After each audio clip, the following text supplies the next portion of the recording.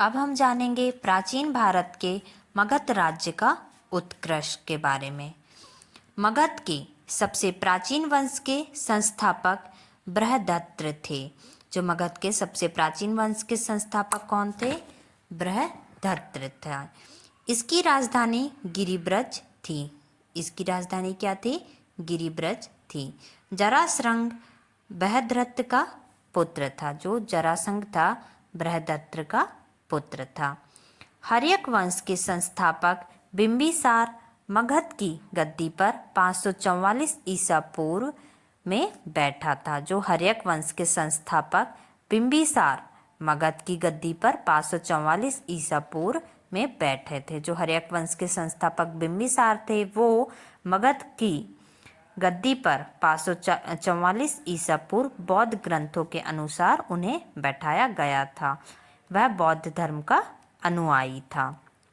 बिंबिसार ने ब्रह्मदत्त को हराकर अंगराज को मगध में मिला लिया। जो बिंबिसार हैं उन्होंने ब्रह्मदत्त को हराकर अंगराज्य को मगध में मिला लिया।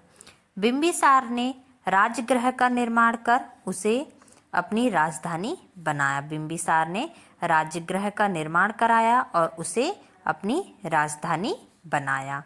बिंबिसार ने मगध पर करीब 52 वर्षों तक शासन किया। बिंबिसार ने मगध पर करीब 52 वर्षों तक शासन किया।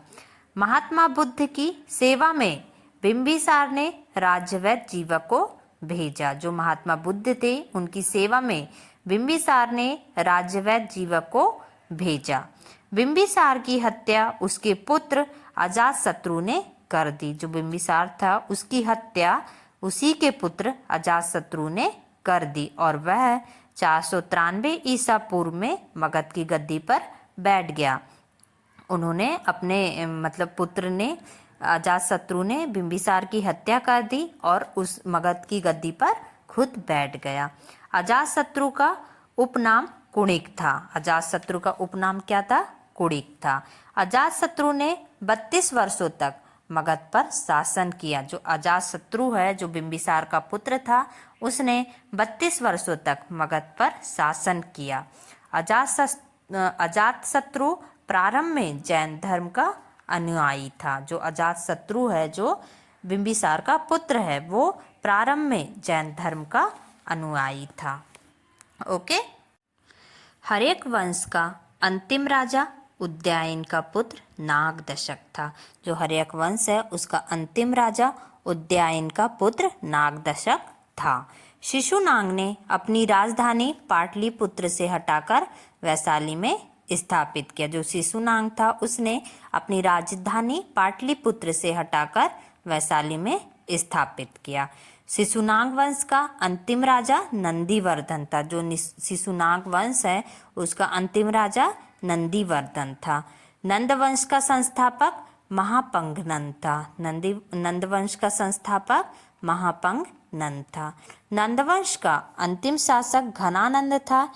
यह सिकंदर का समकालीन था। जो नंद वंश का अंतिम शासक घनानंद था, यह सिकंदर का समकालीन था। इसे चंद्रगुप्त मौर्य ने युद्ध में पराजित किया और मगध पर एक नए वंश मौर्य वंश की स्थापना की।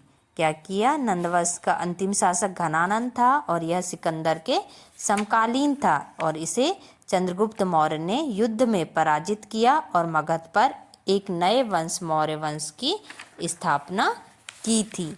और ये था प्राचीन भारत के मगध राज्य का उत्कर्ष। ओके।